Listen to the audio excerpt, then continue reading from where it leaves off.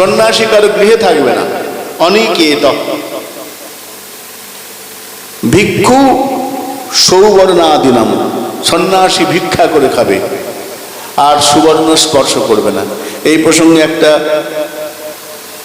বিল্বমঙ্গল ঠাকুরের চরিত কথা শুনলাম হিন্দিতে। বিল্বমঙ্গলের যে জীবন কথা, সেখানে হিন্দিতে এক সাধু লিখছেন যে বিল্বমঙ্গল ঠাকুর তিনি আগের জন্মে এক সন্ন্যাসী ছিলেন। ভারী সুন্দর প্রসঙ্গ। সোনা কিরকম ক্ষতি করে। বিল্বমঙ্গল ঠাকুর আগের জন্মে এক সন্ন্যাসী ছিলেন, জঙ্গলে থাকতেন। জঙ্গলে থাকেন, এখন আছেন, তার মাঝে মাঝে সব ছেড়ে জঙ্গলে আছেন, বাড়িঘর বানান নিয়ে একটা গাছের নিচে ছোট্ট কুঠিয়া করে থাকেন, কোথাও যান না। 3 দিন 4 দিন পরে এক জঙ্গল থেকে বেরিয়ে ভিক্ষা করেন, যা পান 3-4 দিন যা চলে চলে। বিভিন্ন যখন ভিক্ষা করে আসেন, মঠে মন্দিরে উৎসব দেখেন, তার মনে হয় আমি যদি উৎসব করতে পারতাম। মাঝে মাঝে বাসনা হয়। এখন বাসনা যে হয় না, এমনি এমনি আসে না। গীতায় উত্তর দিচ্ছেন, মনে ইচ্ছাগুলো কেন হয়, বাসনাগুলো কেন আসে, গীতায় উত্তর দিচ্ছেন। ধ্যায়ত বিষয়ান পুংসঃ সংবস্তেষু উপজায়তে। যত বেশি বিষয়ের চিন্তা করবে, ওটা হলে ভালো হতো, এটা ভাবছি করব, এটা হলে ভালোই হয়, এই যত বেশি বিষয়ের চিন্তা করবে না, ওই চিন্তা করতে করতে ইচ্ছার উদ্গম হবে। তিনি ভাবছেন উৎসব সাধু সেবা হচ্ছে, আমি যদি একটা উৎসব দিতে পারতাম সাধু সেবা, এই মনে বাসনা এর। কিন্তু উনি তো সন্ন্যাসী, কিছু বলেন না, মনে সুপ্ত বাসনা, জঙ্গলে থাকেন। একদিন দেখছেন সন্ধ্যাবেলায় হঠাৎ অনেক লোকজন আলো নিয়ে তার কুঠি আসে। জঙ্গল তো কাছে, একটা অনেক লোকজন, রাজা এসেছেন, একটা মৃতদেহ। সন্ন্যাসী কাছে গেলেন, খোঁজ নিয়ে দেখলেন যে রাজার একমাত্র মেয়ে মারা গেছে। তো রাজা অল্প বয়সের মেয়ে, তো বাচ্চা মেয়ে, তাকে জঙ্গলের মধ্যে ওই মাটিতে পুঁতে দেওয়া হবে, দাহ করবে না। রাজা এসেছে, মেয়েটা বাচ্চা মেয়ে, খুব ভক্তিমতী। তো রাজা বলল আমি জঙ্গলে পুঁতে দেবো। গর্ত খোলা হচ্ছে, মেয়েটার সমস্ত শরীরে অলঙ্কারে ভর্তি। মেয়েটার কন্যার যত অলঙ্কার ছিল একদম পরিয়ে রাজা কোনো অলঙ্কার তার ঘরে রাখেন, সমস্ত অলঙ্কারে সুসজ্জিত করে ওই মেয়েটাকে জঙ্গলে নিয়ে এসে গর্ত খুলে পুঁতছে। সন্ন্যাসী বলছে বাহ, এ তো অনেক অলঙ্কার, যা শোনার অলঙ্কার। এটা জানে না, এটা মেয়েটার সঙ্গে অলঙ্কারগুলো দিয়ে দিচ্ছে, মাটির তলায় পড়ে থাকবে, মাটিতে থাকবে, কেউ জানতে পারবে না, বেকার। এই সোনাগুলো দিয়ে যদি উৎসব করা যায়, ভান্ডারা করা যায়, ভালো হয় না? সাধু সেবায় লাগবে। সন্ন্যাসী ভাবছে এরা চলে গেলে আমি অলঙ্কারগুলো খুলে নেব, খুলে নিয়ে আমি উৎসব করব। একটু পরে কাজ মিটে গেল, চলে গেল রাজার লোকের, আলোটা চলে গেল। সাধু গর্ত খুলতে আরম্ভ, সন্ন্যাসী গর্ত খুলছে। গর্ত একটু খুলেছে, হঠাৎ ওই মেয়েটার আত্মা বলে উঠল, সাধু কি করছো? ওকে বলে, যে রাজকন্যা আমি, আমার দেহটা এখানে পড়ে আছে, তুমি কেন গর্ত খুলছো? আমাকে নিশ্চিন্ত ঘুমাতে দাও, আমার শরীর এখানে আছে, আমি বিদেহ আত্মা।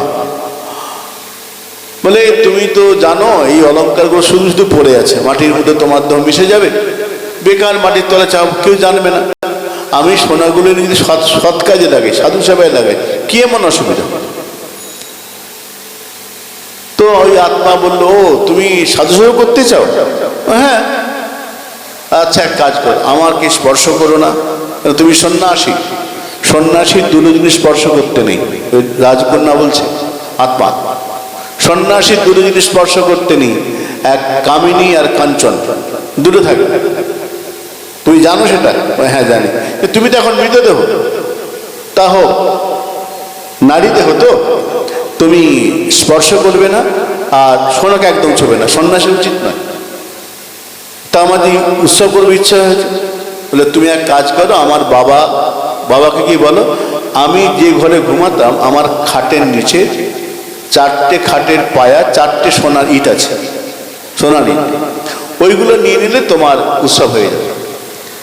সাধু গিয়ে বলল, সন্ন্যাসী গিয়ে রাজাকে বলল, আপনার মেয়ে শোয়ার ঘরে 4টে সোনার ইট আছে।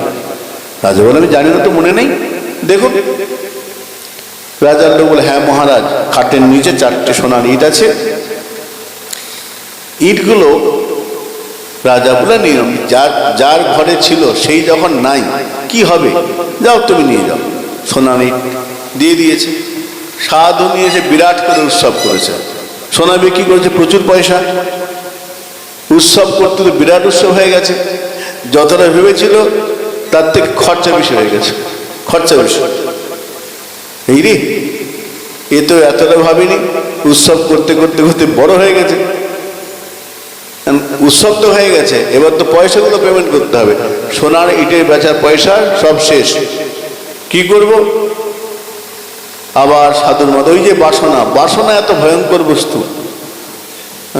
আরে এতদিনে ও মেয়েটার আত্মা চলে গেছে, মানে যাই আমি অলঙ্কারগুলো খুলে নিই। সাধু গিয়ে গর্ত খুলে অলঙ্কারগুলো তুলেছে। তখন ওই রাজকন্যা বলল, তোমাকে বলেছিলাম না তুমি আমাকে ছোবে না, তুমি সোনাগুলো ছুলে, অলঙ্কার ছুলে, তুমি সন্ন্যাসী হয়ে সুবর্ণ অলঙ্কার ছুঁয়েছ, এটা অন্যায়, পাপ করেছো তুমি সাধু হয়ে, সন্ন্যাসী হয়ে। তা আমি তোমাকে অভিশাপ দিচ্ছি,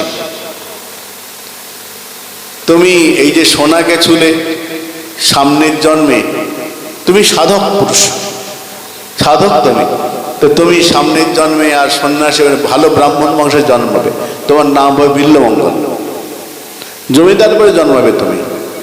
আর যেহেতু আমার শরীরকে স্পর্শ করেছো, আমি সামনের জন্মে হব চিন্তামণি, আমি চিন্তামণি হব, যাও। তাহলে আমার মুক্তি কি? সাধু ছিলাম, এ তো মহাবিপদে পড়ে গেলাম। কর্ম করেছো, ভোগ করতে হবে না? গীতায় তো বলা আছে, অবশ্যই ভোক্তব্যম কর্তব্য কর্ম শুভাশুভম। কর্ম তুমি যেভাবেই করো না কেন, শুভ অশুভ যাই হোক, ভোগ তোমায় করতে হবে। তো কোন কোন বক্তা বলছেন, সেই যে সন্ন্যাসী এবার বিল্লমঙ্গল রাজকন্যা, তিনি চিন্তামণি হয়েছেন। তো সন্ন্যাসীর জন্যে সোনা